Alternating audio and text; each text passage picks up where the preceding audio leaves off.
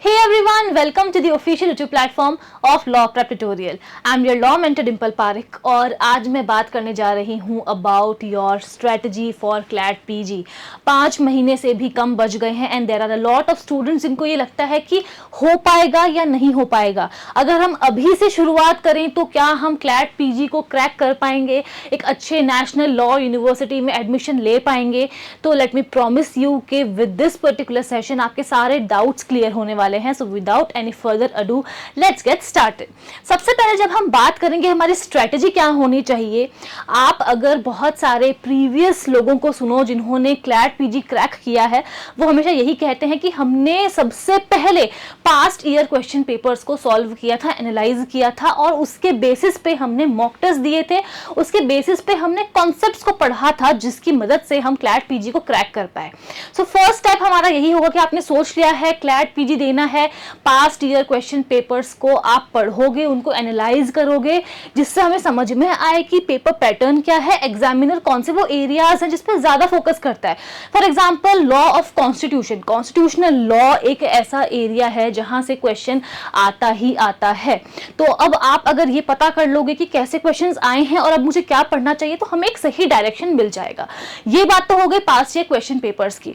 Now coming to the major thing which is concepts. तो एक बात हमें क्लियर है कि हमने या तो 3 ईयर लॉ या फिर 5 ईयर लॉ कर ली है या हम लोग फाइनल ईयर में हैं.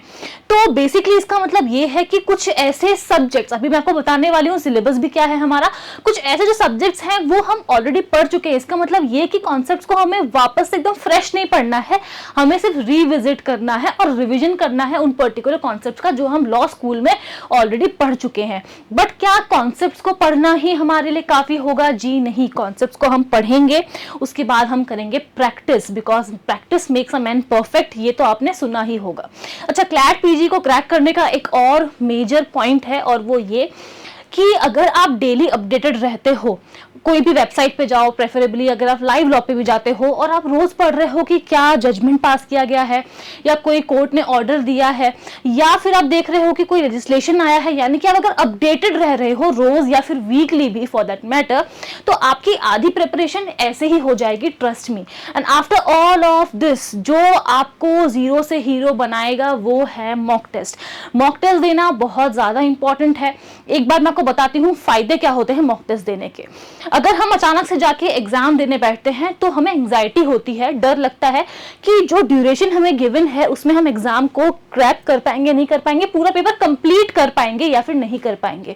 तो अगर आप मॉक टेस्ट देते हो, आप टाइम मैनेजमेंट सीखोगे, आपको समझ में आएगा कि ठीक है लास्ट वाले मॉक टेस्ट में जो मैंने गलती की है वो मुझे दोबारा से नहीं दोहराना है.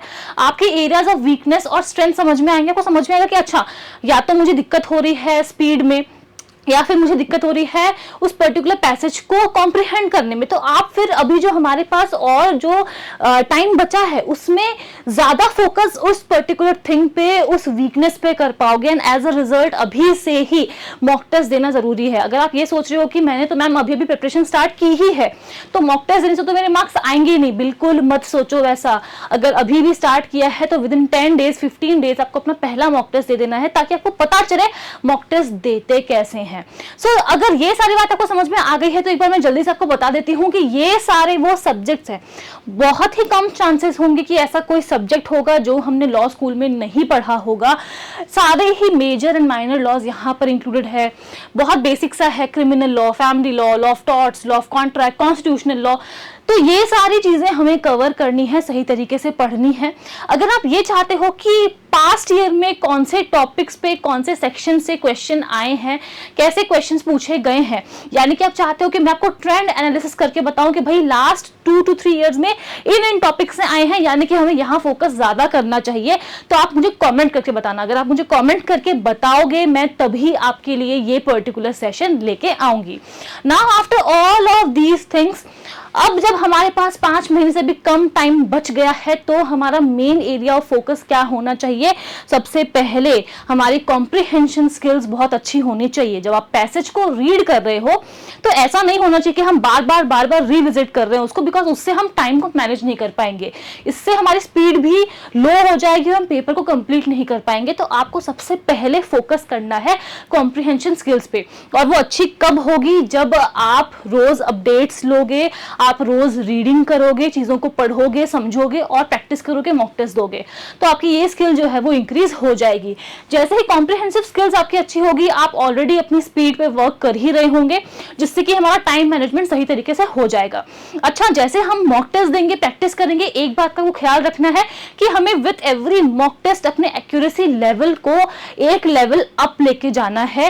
एक्यूरेसी लेवल हमारी सही होनी चाहिए। फॉर एग्जांपल, अगर आपने लास्ट मॉक टेस्ट दिया, उसमें आपके 20 क्वेश्चंस गलत थे, तो आप अगले मॉक टेस्ट में ये अपना फोकस रखना कि इस बार मुझे अगर गलत करना भी है, बाय चांस अगर गलती होती भी है, तो मेरा एम ये होगा कि 10 से 15 क्वेश्चंस ही गलत हो, और उसके बाद धीरे धीरे हम ये वर्क करेंगे कि जिसमें हम पूरी तरीके से श्योर हैं कि यही आंसर होना चाहिए, वही ऑप्शन हम यहाँ पर ऑप्ट करेंगे।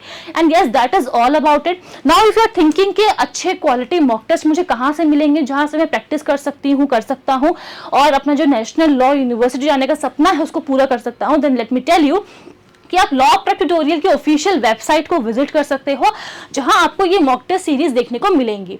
5 फुल लेंथ मॉक टेस्ट आपको 999 में मिल जाएंगे। आपको अगर 15 फुल लेंथ मॉक टेस्ट चाहिए, 25 भी चाहिए, तो सब कुछ आपको यहाँ मिल जाएगा।